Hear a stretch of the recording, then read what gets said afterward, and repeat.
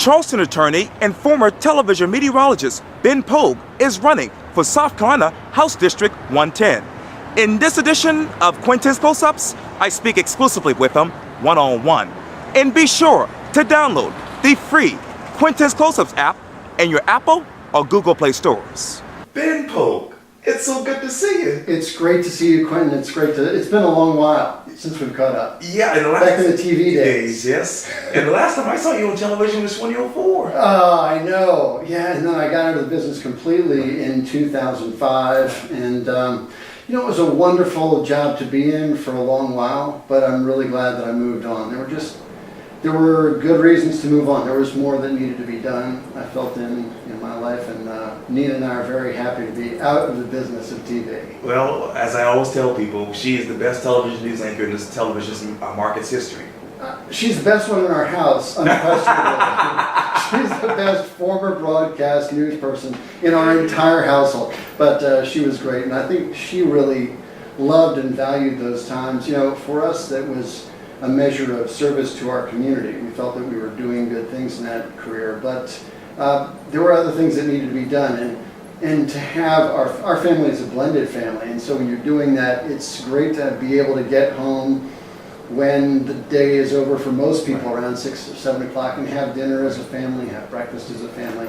And when I was doing the weather, I would be into the office at 3 o'clock in the morning. And when Nina was doing the news, she'd come home midnight or 1 o'clock in the morning. That's not a great way to devote time to your family. So we're glad we got a chance to do it, but glad we moved on as well. You talk about moving on. Obviously, it's a huge news around here. You're running for South Carolina House District 110. Yeah, it's something that I've thought about for a while. I grew up in a family where we really valued community service. I was working in a homeless shelter pouring coffee up in the Washington, D.C. area when I was 12. My folks instilled in us that was a real obligation to serve your community. And my sister was ill when I was growing up, and we got so much support from our community that we really felt we needed to give back. And so it's sort of a natural extension of things. I love becoming a meteorologist because I got to serve my community and be there when there was a storm coming. It was great to have a phenomenal mentor in Rob Fowler as well, who still does that, and is just a great guy, great friend. But then really the reason I switched from meteorology to law when 2005 came and Katrina and Rita hit, I got on the phone with Nina and I said, because that time I was up in Charlotte. I went from here up to Charlotte and I was commuting back and forth. And I said, I think I need to leave this job and go and volunteer with the Red Cross. And she said, go do it. But once I was down there and I saw, and tell me if this sounds familiar, you had a situation where floodwaters were rising, where there was an ever-present risk of storms, and the leaders let the folks in the neighborhoods, the citizens, you and me, people like that, they let them down. And that sort of sounds familiar. It's sort of what we've got going on here. We've got rising waters and ever-present risk of storms, and not enough being done about it. So I went down there, and my experience was, it wasn't this kind of experience where you're detached. When you're in television, you're detached to a certain extent, except when you get a chance to go out in the community. And you're telling people what to wear most days or what to expect, except when there's a storm coming. Down there, the folks down in Texas, I ran a shelter for a little while in Lufkin, Texas, and they were hungry. They needed shelter. They needed a clean bathroom. They needed an advocate more than anything else, and that's what made a difference in my life and in our decision-making process. They needed someone to advocate for them. And so I came home from that experience and told Nina, I think I need to go to law school and be there for people in the most difficult circumstances of their lives. Well, now as an extension of this, our kids are out of the house, we're empty nesters, and we're faced with the question, what do we do with our time, which is great to be empty nesters, but also we need to focus on our community, and there's a real need there. And I think more than at any time in my adult life, we are so disconnected from our legislators. The concept of representation is that the person who is there in the State House for you, or in the U.S. Congress or wherever. Your representative should be a true representative of your community, should be invested in the community, should be a reflection of your needs. And when there's something critical, they should be acting, advocating, speaking out. And I think that there's not enough of that. So we felt it was time. We felt that we could translate our life experience into good results for our community. And I went back and watched your campaign video at least twice. Oh my gosh. Even last night. Okay. Around 9 o'clock. It's been a while since I've been on TV, so I am rusty. I'm more attuned now to the courtroom than I am to the camera. Yeah, but you did a good job in this video because you laid out a lot of issues that are going on in this district right now. You said this quote, "I live in Mount Pleasant and I work downtown, so I sit in that traffic." Oh yeah. How do we even get here with traffic? Well, I think that, it's funny, I've been at town council meetings over the last couple of years, and it comes up where we know that it's happening. It's like this thing that is creeping in on us, more development encroaching on our areas. Floodwaters more often than not covering East Bay and Meeting Street, so it's hard to get downtown or get out of downtown. But this creep, we sort of let it go by, and we let it go by, and on town council meetings we sort of sometimes push it down the road, although Mayor Will Haney has done a great job of really addressing it head on. That's sort of what we need. So when you're sitting in traffic, it's hard not to, at this point, think of all the little tiny decisions that were made along the way. Maybe decisions to just be passive or kick it down the road or think we'll deal with that eventually. Well, we haven't dealt with it. We haven't dealt with the fact that development is often really encroachment, not just making a situation better, but people who are outside exploiting our wonderful way of life.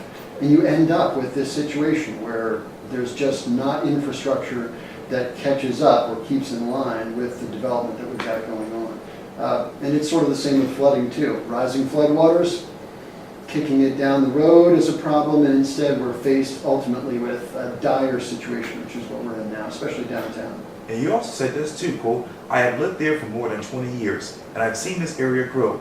Sometimes growth is good, but in recent years, that change has scratched the fabric of our community." So tell me, what does the fabric look like in our community right now? A lot of times it's as simple as this, and I noticed it. I think that parents notice it, whether they're older parents with kids who are my age, your age, or whether they're folks who have kids in elementary school, or middle school, or high school. And so often, that fabric of our community, a lot of times it's as simple as the time that you would have for a neighbor, or the time that you would have with your kids over the breakfast table. Those are cherished times, and sometimes when you're sitting with your kids, you need to sit there and just enjoy things and let things bake for about 5 minutes before your children or your spouse or your family member, whoever you're with, says, there's this really grave issue in my life. I really want to talk to you about it. But when we're constantly thinking about, I've got to rush out of the house to get into traffic, that's an impact to our quality of life.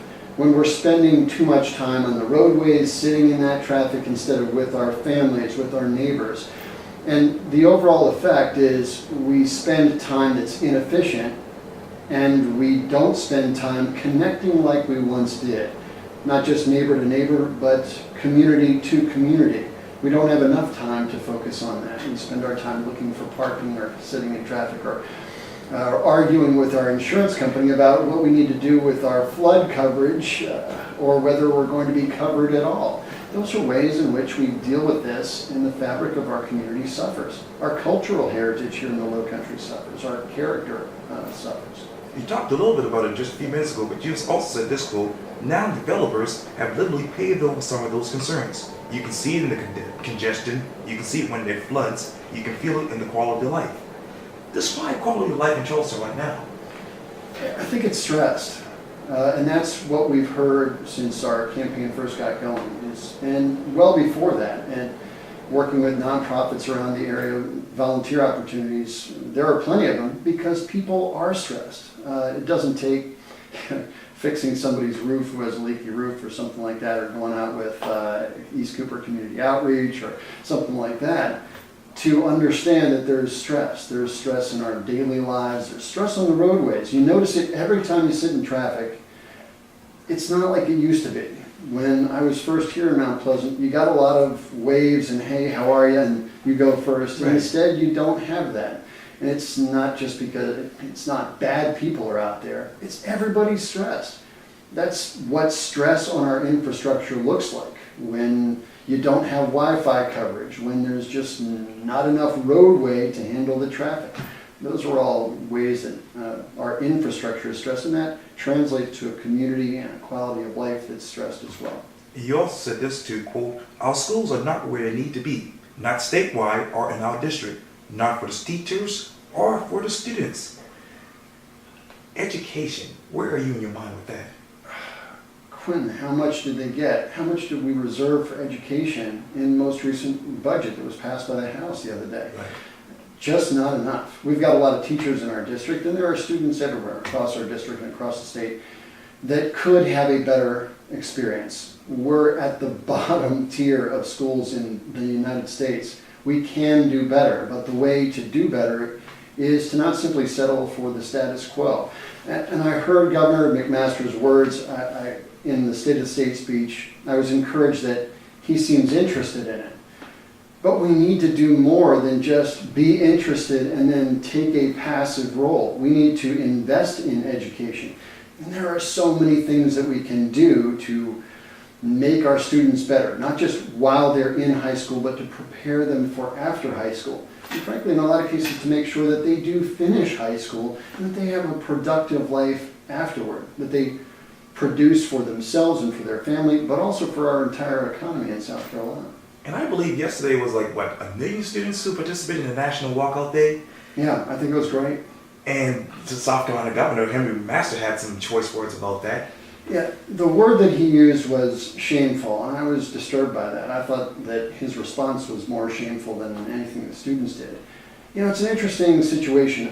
I'm the son of an educator and the grandson of an educator. Right. My mom was a teacher Right. when I was growing up. My grandmother was a teacher for 40 years in public school.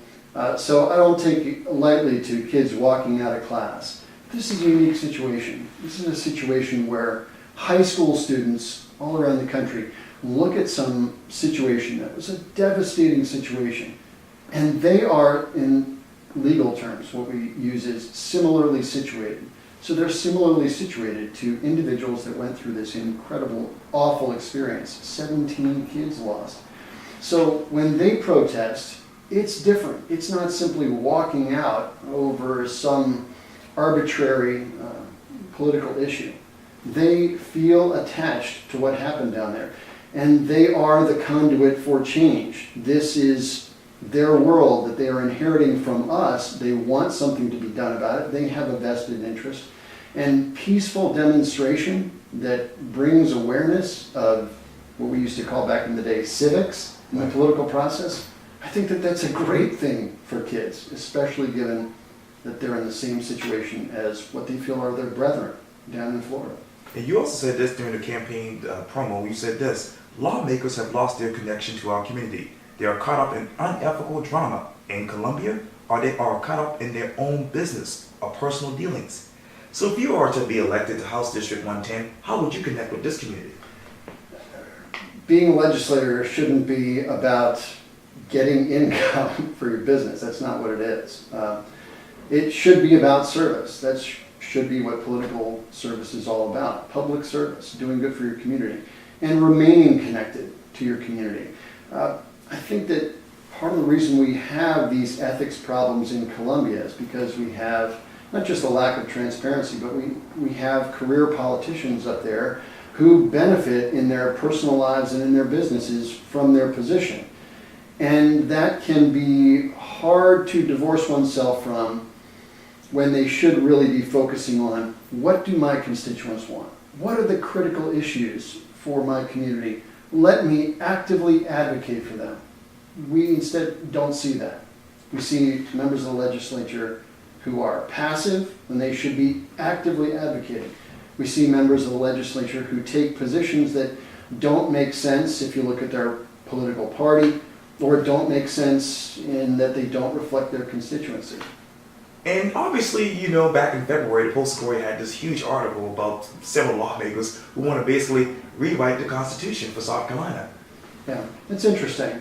I don't doubt that there are parts of the Constitution that need to be rewritten. I think that's a good thing. But frankly, a lot of that initiative seems disingenuous when some of those lawmakers, maybe a lot of those lawmakers who are pushing to change the Constitution, haven't really acted out for anything else. When they've been sitting passively by and then suddenly they want to change the entire thing, it's sort of like you're in the middle of a basketball game and you think that there should be a foul called and you throw your hands up and start complaining about it while the play is going on. Well, that's not what our coaches taught us to do. That's not what our parents and the folks who raised us taught us to do. You stay engaged in what you've got in front of you. And tell me if this sounds familiar. There are a lot of folks who are in this initiative that are pushing for something that is extremely unlikely to occur, where there's no real accountability if it fails, and it's going to take a long time and it's going to take energy and money. That sounds an awful lot like the energy crisis that we're in and the energy debacle with SCANA. You had people who were essentially pseudo-invested in an enterprise where there was no accountability if the entire project failed, and where it was just going to take up a bunch of time and money, and then they were going to stick ratepayers with the bills. It's not unlike the Constitution, where going ahead and changing it, especially in a climate where they can't agree on many pieces of legislation individually, it's a boondoggle. It's an absolute waste of time and energy, and it's, frankly, strikes me as disingenuous for folks, especially if they haven't done anything yet. Well, Ben Pogue, thank you so much for your time. Really, really appreciate this. Thank you, Quintin. Yes, I appreciate your time, too. Good to see you again. Likewise. Yeah.